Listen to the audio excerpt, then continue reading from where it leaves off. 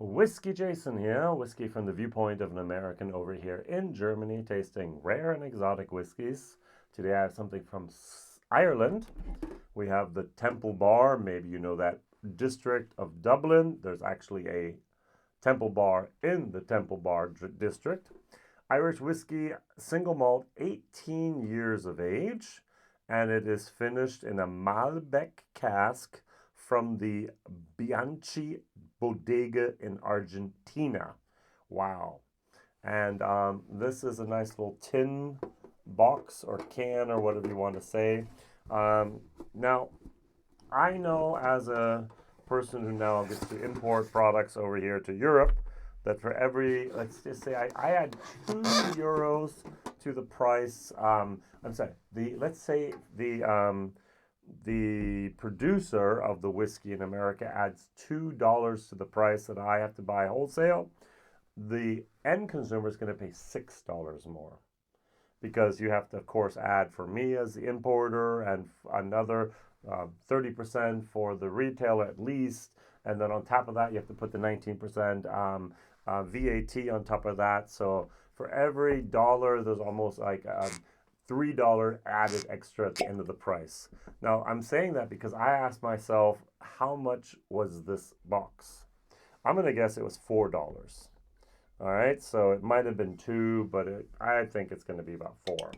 Now, 4 means I paid 129.90 euros for this bottle and this nice little tin box or can. And so I could have paid 115. Yeah, I know that's not a big difference between 115 and 129, but still, that's 14 euros. That's money for something that I have to dispose of and throw away and have recycled and so on. This is something in the year 2023 that that I do not really need. Personal opinion.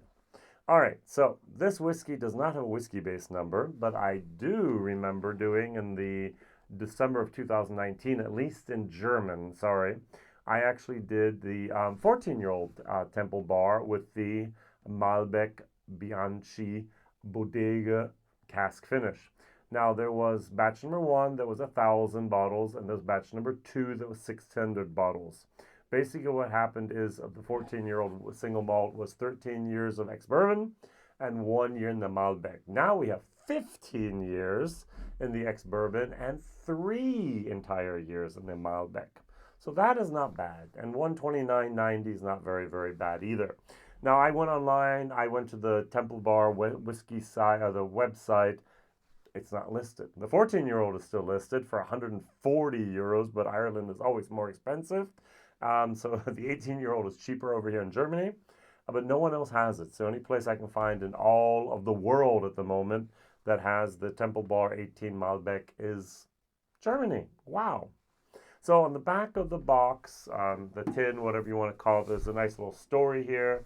It says here, introducing our special 18-year-old single malt Irish whiskey inspired by Roberto Appendino, one of our top whiskey sommeliers at the Temple Bar, where he has worked since his arrival from Argentina in 2003.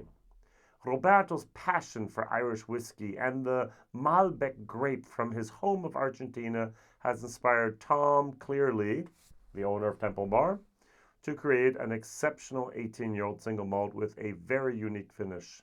This single malt has been matured in bourbon casks, well, 15 years to be honest, and then finished in Argentinian Malbec Cask, a further 3 years, creating a unique flavor profile. The Malbec casks were carefully selected by the renowned Bianchi family vineyard in the highly regarded Mendoza region of Argentina, home to some of the highest altitude vineyards in the world.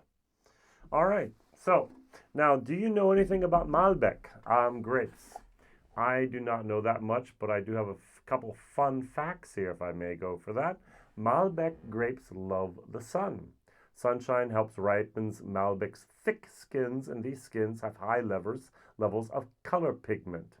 So what we have with Malbec is we often have red plum, blackberry, vanilla, sweet tobacco, and coca. So Now, the next fun fact that I really liked is Argentina saved Malbec. Before Argentina took on Malbec, it was just a very minor grape in southwest France. Today, Malbec makes up to 3/4 of Argentina's vineyards and has since therefore spread around the world. So, according to my nice little chart here, even today, 3/4 of all Malbec, 2010 is my chart, came from Argentina. Um, about maybe a third, no, about 20% comes from France. Very little from United States, even less South Africa, even less Australia, even less Italy, even less New Zealand, even less Spain, and a minuscule amount from Uruguay, which I did not know at all. So that would be the distribution there. So the higher the better. Malbec struggles to maintain acidity in lower elevations, but does fabulously in higher elevation spots where there is a large temperature shift between the cold nights and the sunny days. So, and Malbec has not that much oak influence. We're using the cask from the oak, and yet it says here, less oak than you might think.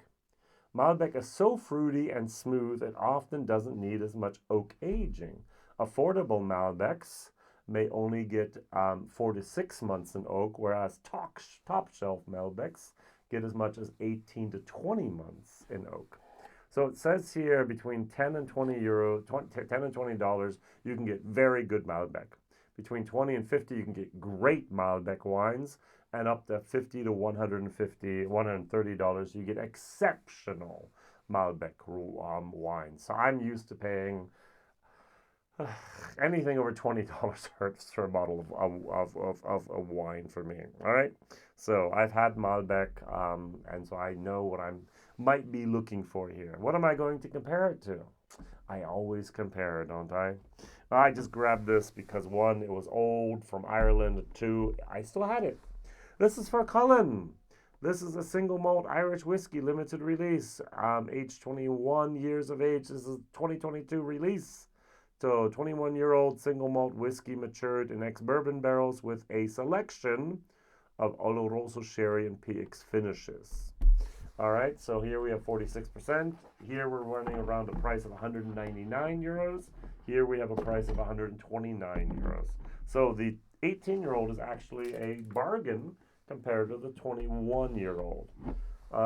Just putting this a little bit in here, and then we can compare the two. Just a dabble. Now, as I know, as I've mentioned, Malbec is a wine I've had. Malbec is a wine that I enjoy. It's not bad. But when I smell this, I do not initially get the smell of Malbec. What I initially get is the smell of coulis juice. And coulis juice from not fresh bourbon casks. So third and fourth fill. The very, very first thing I thought of, and I thought of Tipperary Irish whiskey. Yes, but. So then the second thing I got was, I still get, one second, is a acidity with a red plum. And that red plum moment's definitely not coming from the whiskey. That red plum is definitely coming from the Malbec wine cask finish here. If I go over here, it's a little bit more subdued. I get more of the traditional whiskey notes. I get a little bit of the powdered sugar. I get a little bit of the barley grain. I get a little bit of the sherry. I get a little bit of chocolate wood mix going on here. This is nice. This has more effort, more volume. Is it a volume I like? No. The second thing I get is sometimes it's almost like rancy butter.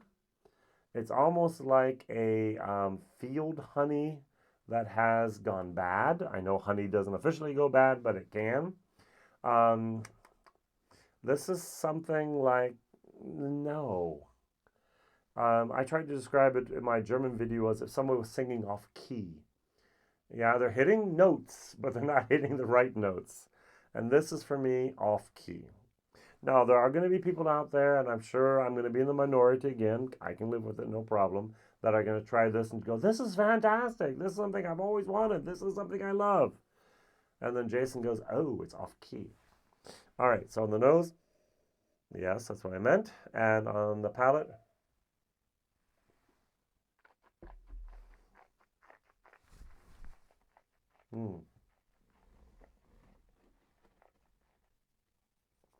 there's almost a bubbling type of ever. Wow, it's off key in three different notes, in my opinion. Um, there's a sparkling moment to this whiskey. Um, there is now I don't just get the Cooley juice. I really get the Malbec influence here. It's diluted, but it's there.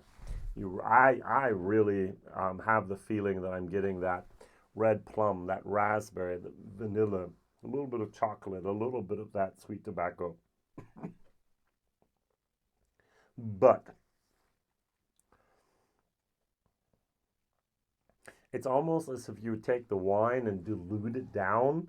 I know when I was in France, I have seen French people. My French friends have done this. They've taken the red wine and they'll put a third of wine and two-thirds water in there. And I've seen them give to kids. But hey, that's another story. And that would be something that this tastes similar to that red wine diluted moment.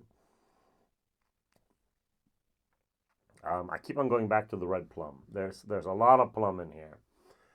There is a nice little tiny little bit of sugar icing on there. That sugar coating is there.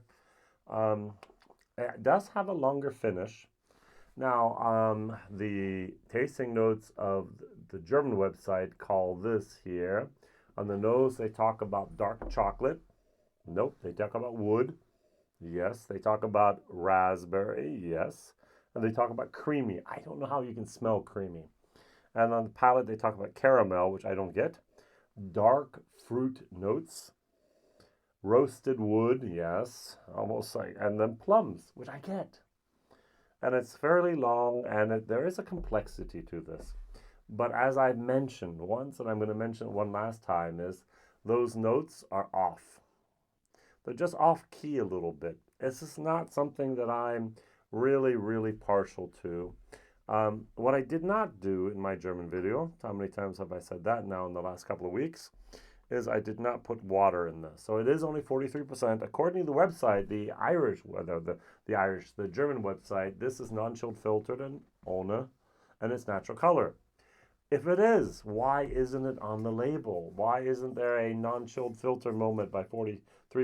Why isn't there a natural color moment? It's not that dark. I believe that it is probably going to be here a natural color product. The next thing it says everywhere, it says here limited edition. What does that mean? Do I have 1,000 bottles? Do I have 500 bottles? Do I have 5,000 bottles? Do I have 50,000 bottles? No. What do I have here? That's what the geeks want to know. All right, I've given a little bit of time to marry here with the water.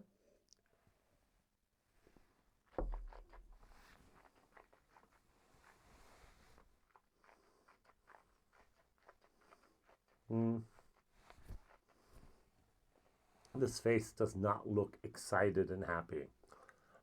That's a sourness. There's like almost like I talked about the butter going bad. I don't know if you've ever had butter in the summer and you forgot to put it in the fridge and then it was warm in your house because you didn't have air conditioning like we don't in Germany, and it all melts, and then the next day it melts again, and the next day it melts again, and then the next day and in between it solidifies and then melts again, and it just gets that moment. That's what I'm getting here a little bit. There is caramel. There is a little bit maybe of chocolate going on here.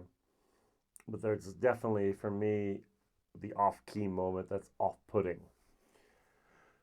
Other people are going to give this a B whiskey. I'm going to give it a C minus. It just does not. We don't sync. We're just not harmonizing here. It's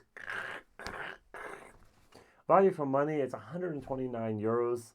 Had it been a B plus whiskey instead of a C minus, it would be, oh, this is definitely worth the money. It's a C.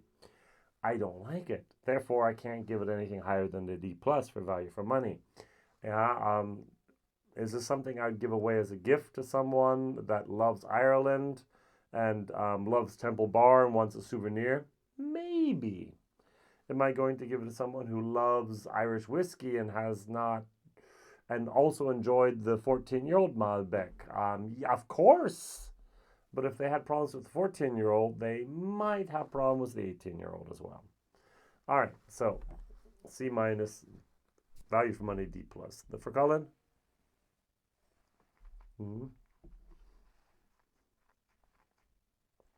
21. What I really find a shame in both of these whiskeys are we have fairly old whiskeys, 18 and 21 years old, and they both were given a finish. Imagine we had chosen way back when in Cooley, 18, 21 years ago, the right casks for these whiskeys to mature 18, 21 plus years. Maybe a second fill bourbon cask and just let it set and mature. And we would have actually bottled both of these whiskeys as a exclusively bourbon matured single cask, a little bit higher than 43, maybe 48 even here instead of the 46. And we would have had all the whiskey geeks out there going, yay, finally. Instead, both of these were distorted with a finish that drove them in a direction that was not originally intended. And that's a little bit of a shame, because I think the world demands, maybe I might be all alone, but I would like to see more bourbon matured, older, single malt Irish whiskeys out there. So my question of the day is 15-year-olds Irish whiskey or older, which whiskeys actually have a good finish? Now, some of you might going, Redbreast 21-year-old, Redbreast 15. Now, Redbreast, in my opinion, does not have a finish. They do full maturation in sherry, they do full maturation in bourbon and marry it. That's not a finish. So finish is it spends the first 8, 12, 15, 20 years in a bourbon cask, and then for the last year, last 3 years or whatever, it gets a finish. That's a finish, not a full maturation. So what Irish whiskeys predominantly or especially over 15 years of age do you know and like that have a good finish? All right, thank you very much for watching, liking, subscribing, telling others, and sharing, because Whiskey Jason over here in Germany needs your help to grow the channel. Thank you very much. See you soon. Bye-bye.